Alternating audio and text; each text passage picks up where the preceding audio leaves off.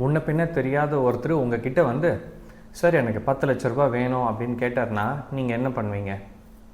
இந்த ஸ்டோரியை கேட்டுட்டு அதுக்கப்புறமா நீங்கள் இந்த கொஷனுக்கு ஆன்சர் பண்ணுங்கள். ஹலோ ஃப்ரெண்ட்ஸ், நான் ஸ்ரீதர். இன்றைக்கி நம்ம Law 3 Conceal Your Intentions from the book The 48 Laws of Power பார்க்க போகிறோம்.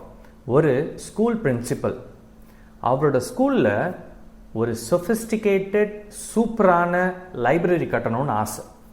அதுக்கு 10 லட்ச ரூபாய் தேவை. ஸ்கூல் மேனேஜ்மெண்ட் கிட்ட 10 லட்ச ரூபாய் இல்லை. டொனேஷன் அப்படின்னு வாங்க போனால் நிறைய பேரை கேட்கணும், கெஞ்சணும், நிறைய டைம் ஆகும். ஸோ இவர் ஒரு செம்மையான மாஸ்டர் பிளான் போடுறாரு. இவரோட இன்டென்ஷன் என்ன? லைப்ரரி கட்டணும். ஆனால் அந்த பிளான் வேற மாதிரி இருந்துச்சு. என்ன பிளான்னா, 2 பிஸ்னஸ் மேக்னெட்டை செலக்ட் பண்ணுறாரு. அந்த 2 பிஸ்னஸ் மேக்னெட்டுக்குமே ஒருத்தரை பிடிக்காது. ஆனால் 2 பேருமே நிறைய நல்ல விஷயங்கள் பண்ணிக்கிட்டு இருக்கிறாங்க. இவர் ஒரு பிஸ்னஸ் மேக்னெட்டை சூஸ் பண்ணி அவர் எத்தனை மணிக்கு தனியாக இருப்பார் அப்படின்னு பார்க்குறாரு. அதாவது செக்ரட்டரி இல்லாத டைம், செக்ரட்டரி சாப்பிட போகிறப்ப இந்த பிஸ்னஸ் மேக்னெட் தனியாக தானே ஆஃபீஸில் இருப்பார். அந்த டைமை கண்டுபிடிச்சிட்டு கரெக்டாக ஆஃபீஸ் உள்ளே போகிறாரு. போன உடனே அந்த பிஸ்னஸ் மேக்னெட் வந்து, சார் யார் நீங்கள் சொல்லுங்கள் அப்படின்னு கேட்குறாரு. சார் சாரி, செக்ரட்டரி இல்லை, அதனால தான் நான் டேரெக்டாக உள்ளே வந்துட்டேன். ஓ அப்படியா, இட்ஸ் ஓகே, உட்காருங்க, உங்கள் பேர் என்னன்னொடனே, சார் நான் உட்காரல, எனக்கு கொஞ்சம் வேலை இருக்குது, இன்னும் ஒரு 1 ஹவரில் நான் இந்த ஸ்கூல் பிரின்சிபல் ஒரு முக்கியமான விஷயத்தை பற்றி பேசலான்னு வந்தேன். அதுக்கு முன்னாடி நீங்கள் நிறைய நல்ல விஷயங்கள் பண்ணுறீங்க, சூப்பர் சார், அதனால் நிறைய பேருக்கு பெனிஃபிட் இருக்குது அப்படின்னு சொன்னார். இது வந்து அந்த பிஸ்னஸ் மேக்னெட்டுக்கு ஒரு ஒரு கன்வின்சிங்கான ஒரு மைண்ட் செட் கொடுத்துச்சு அவர் என்ன சொல்கிறாருன்னு கேட்குறதுக்கு. இப்போ மறுபடியும் அந்த ஸ்கூல் பிரின்சிபல் சொல்கிறாரு, சார் எங்கள் ஸ்கூலில் வந்து ஒரு லைப்ரரி கட்டுற மாதிரி பிளானு, நீங்கள் நிறைய நல்ல விஷயங்கள் பண்ணியிருக்கீங்க, ஆனால் உங்களுக்கு அப்புறம் நீங்கள் என்னென்ன நல்ல விஷயங்கள் பண்ணீங்க அப்படின்னு சொல்லிட்டு யாருக்கும் தெரிய போகிறதில்ல. ஸோ எங்கள் ஸ்கூலில் இந்த லைப்ரரி கட்டுற பொறுப்பை உங்ககிட்ட கொடுக்கலாம் அப்படிங்கிறது என்னோடய ஆசை. ஆனால் அதில் ஒரு ப்ராப்ளம் இருக்குது. அப்படி அந்த பொறுப்பை உங்ககிட்ட கொடுக்கறதுனால உங்கள் பேர் அந்த லைப்ரரியில் இருக்கும். இந்த ஸ்கூல் எத்தனை வருஷம் இருக்குதோ அத்தனை வருஷம் உங்களோட பேர் அந்த லைப்ரரியில் இருக்கும். நீங்கள் தான் கட்டினீங்க, நீங்கள் தான் அதுக்கு ஸ்பான்சர் பண்ணீங்க அப்படின்னு இருக்கும். ஆனால் அதில் ஒரு ப்ராப்ளம், போர்ட் மெம்பர்ஸ் எல்லாரும் இவருக்கு கொடுக்கலான்னு சொல்கிறாங்க. அதாவது இந்த பிஸ்னஸ் மேக்னெட்டோட எனிமி அவருக்கு கொடுக்கலான்னு சொல்கிறாங்க. எனக்கு என்ன சொல்கிறதுன்னு தெரியல. சப்போஸ் உங்களுக்கு வந்து நீங்கள் அந்த லைப்ரரியை கட்டுறதுக்கு நான் உங்களுக்கு ஏதாவது உதவி செய்ய முடியுமா, என்னோடய போர்ட் மெம்பர்ஸை கன்வின்ஸ் பண்ணுறதுக்கு நான் ஏதாவது உங்களுக்கு உதவி செய்ய முடியுமா அப்படிங்கிறது தெரிஞ்சதுன்னா எனக்கு கால் பண்ணுங்கள். இந்த நியூஸை கேட்ட உடனே அந்த பிஸ்னஸ் மேக்னெட் வந்து, ஓகே சார் உட்காருங்க, நம்ம கொஞ்சம் பேசலாம் அப்படின்னு சொல்கிறாரு. அதுக்கு அந்த ஸ்கூல் பிரின்சிபல் வந்து, சார் போர்ட் மீட்டிங் இருக்குது, ஐ எம் ஆல்ரெடி இன் அ ஹரி, இந்த ஆப்பர்ச்சுனிட்டி உங்களுக்கு வர்றதுக்கு நான் ஏதாவது உதவி செய்ய முடியும்னா தயவு செய்து எனக்கு சொல்லுங்கள், நான் கிளம்புறேன், இதுதான் என் கார்டு, இதுதான் என் ஃபோன் நம்பர் அப்படின்னு சொல்லிட்டு அவர் கிளம்பிடுறாரு. அவர் ஆஃபீஸ் ரீச் ஆகிறதுக்குள்ளார அந்த பிஸ்னஸ் மேக்னெட் இந்த ஸ்கூல் பிரின்சிபலுக்கு 3 தடவை கால் பண்ணியிருக்கிறார்.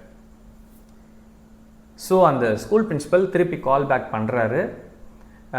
சார் நான் இதை எடுத்துக்கிறேன், நானே ஃபுல்லாக ரெஸ்பான்சிபிலிட்டி எடுத்து இந்த லைப்ரரியை நானே கட்டித்தரேன், 10 லட்ச ரூபாய் நானே ஸ்பான்சர் பண்ணுறேன் அப்படின்னு சொல்கிறாரு. சரிங்க சார், ஓகே, நான் வந்து போர்ட் மெம்பர்ஸ் கிட்ட பேசுகிறேன், நீங்கள் காலையில் ஒரு 8 o'clock ஃபோன் பண்ணுங்கள் அப்படின்னு சொல்கிறாரு. அடுத்த நாள் காலையில் 8 o'clock இவர் ஸ்கூல் பிரின்சிபல் ஸ்கூலுக்கு வராரு. அதுக்கு முன்னாடி அந்த பிஸ்னஸ் மேக்னெட் 10 லட்ச ரூபாய் செக்கோட நின்றுருக்காரு. என்ன சார் இது 10 லட்ச ரூபாய் செக்கோட நிற்கிறீங்கன்னு, சார் இதை வாங்கிக்கோங்க, தயவுசெய்து வாங்கிக்கோங்க அப்படின்னு அவர் ஸ்கூல் பிரின்சிபலை கெஞ்சி கூத்தாடி, இதை வாங்கிக்கோங்க, நீங்கள் தான் வந்து போர்ட் மெம்பர்ஸை கன்வின்ஸ் எப்படியாவது பண்ணணும், இந்த லைப்ரரியை நான் தான் கட்டணும் அப்படின்ட்டு இவர், அதாவது இந்த பிஸ்னஸ் மேக்னெட்டு அந்த ஸ்கூல் பிரின்சிபல் கிட்ட கன்வின்ஸ் பண்ணி செக்கு 10 லட்ச ரூபாய் கொடுத்துட்டு போகிறார். இந்த ஸ்டோரியிலேருந்து நீங்கள் என்ன புரிஞ்சுக்கிட்டீங்க அப்படிங்கிறத தயவுசெய்து எனக்கு கமெண்ட் பாக்ஸில் சொல்லுங்கள். இந்த ஸ்கூல் பிரின்சிபலோட இன்டென்ஷன் வந்து அவருக்கு இந்த லைப்ரரி கட்டணும். ஆனால் அதை டைரெக்டாக கேட்டிருந்தாருன்னு வச்சுக்கோங்களேன், யாரும் தந்திருக்க மாட்டாங்க. இவரோட அப்ரோச் இன்டைரக்டாக, அதாவது அந்த பிஸ்னஸ் மேக்னெட்டுக்கு என்ன வேணுங்கிறத தெரிஞ்சுக்கிட்டு அதை இவரோட பெனிஃபிட்டுக்கு யூஸ் பண்ணாரு பார்த்தீங்களா, அதுதான் பவர். நம்ம எல்லாரோட மூளைக்குமே வந்து நம்ம என்ன பார்க்குறோமோ கேட்குறோமோ அதுதான் ரியாலிட்டின்னு நம்புது. என்னோட இன்டென்ஷன் வேற இருக்கலாம், ஆனால் நான் என்ன சொல்கிறேனோ அதை தானே மற்றவங்க கேட்க முடியும், பார்க்க முடியும். ஸோ அவங்களோட பிரெயினுக்கு வந்து இவன் இதுதான் சொல்லியிருக்கான், இதை தான் செய்ய போகிறானா இல்லை வேறு எதாவது செய்ய போகிறானா, பிரெயினுக்கு வந்து ரொம்ப கன்ஃபியூசிங்காக இருக்கும். ஒரு மாதிரி இவன் அடுத்தது என்ன செய்ய போகிறான் அப்படிங்கிற டென்ஷனாக இருக்கும்.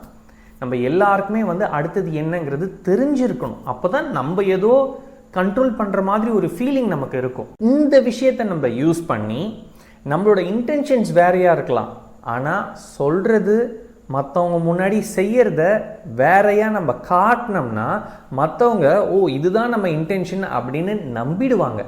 ஏன்னா அவங்களோட மூளை காம்ப்ளிகேட்டாக யோசிக்கிறதுக்கு ரெடி இல்லை. அவங்க மூளை மட்டும் இல்லை, யாரோட மூளையுமே காம்ப்ளிகேட்டடாக யோசிக்க ரெடி இல்லை. நம்ம என்ன பார்க்குறோமோ கேட்குறோமோ அதுதான் உண்மைன்னு நம்புறதுக்கு அது ரெடியாக இருக்குது. ஸோ அவங்களுக்கு என்ன வேணுமோ அதை நீங்கள் நம்ப வச்சுட்டு உங்களுக்கு என்ன வேணுமோ உங்கள் இன்டென்ஷன் என்னவோ அதை சைலண்ட்டாக யாருக்கும் சொல்லாமல் செஞ்சுருங்க. மனசில் இருக்கிறதெல்லாம் பேசினா மற்றவங்களுக்கு நம்மளை ரொம்ப பிடிக்கும் அப்படின்னு நம்புகிறாங்க. என்னோட ஃப்ரெண்டு ஒருத்தன், அவன் வந்து அவனோட ஃப்ரெண்டு, அந்த ஃப்ரெண்டு வந்து அவங்க அப்பா வயசான காலத்தில் கூட இருந்து பார்த்துக்கல. என்னோட ஃப்ரெண்டு என்ன பண்ணுறான், அவனோட ஃப்ரெண்டுக்கிட்ட போயிட்டு மனசில் இருக்கிறதெல்லாம் சொல்லிடுவான் இல்லையா, ஓப்பன் புக்கு.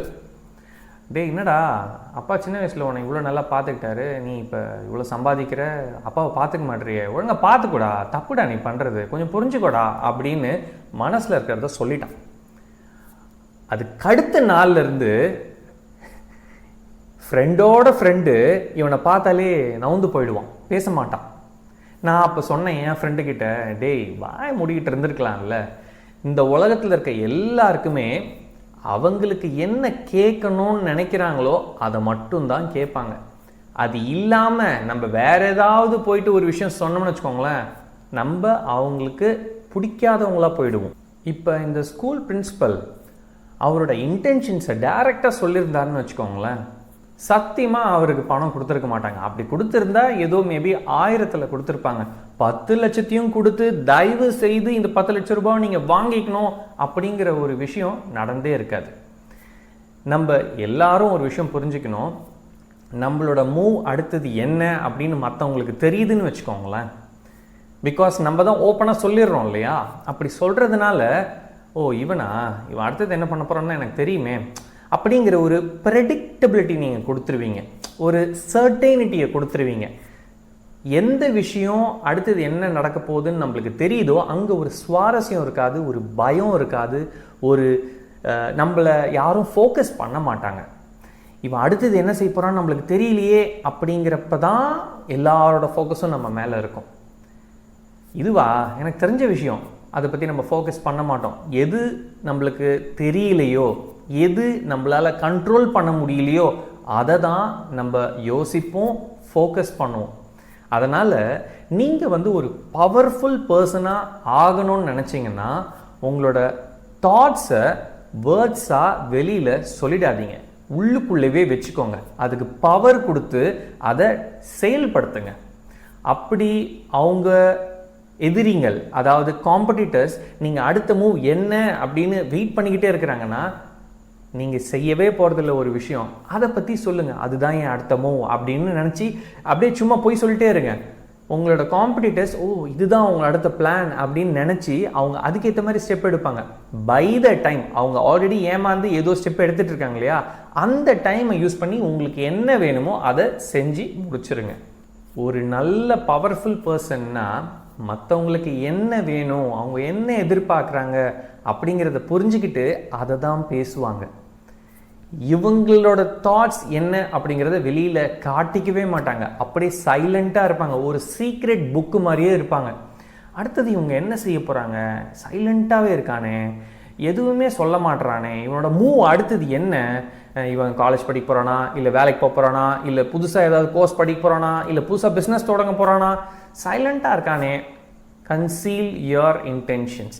இப்படி நீங்கள் இருந்தால் தான் பவர்ஃபுல் பர்சனாக உங்களை பார்ப்பாங்க.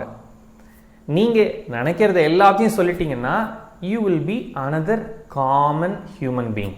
நீங்களே யோசிச்சுக்கோங்க, ஒரு காமன் ஹியூமன் பீயிங்காக இருக்கணுமா, இல்லை மற்றவங்களாம் உங்களை பார்த்து இவங்க ஒரு பவர்ஃபுல்லான பர்சன்ரா அப்படின்னு யோசிக்கணுமா?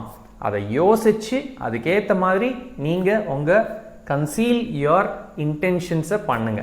சரிங்களா? ஸோ வித் திஸ் நான் இந்த லாவை முடிக்கிறேன். அடுத்த லா 4 படிச்சுட்டு உங்களுக்கு நான் ஷேர் பண்ணுறேன். As always, sharing is carrying and take care. Bye.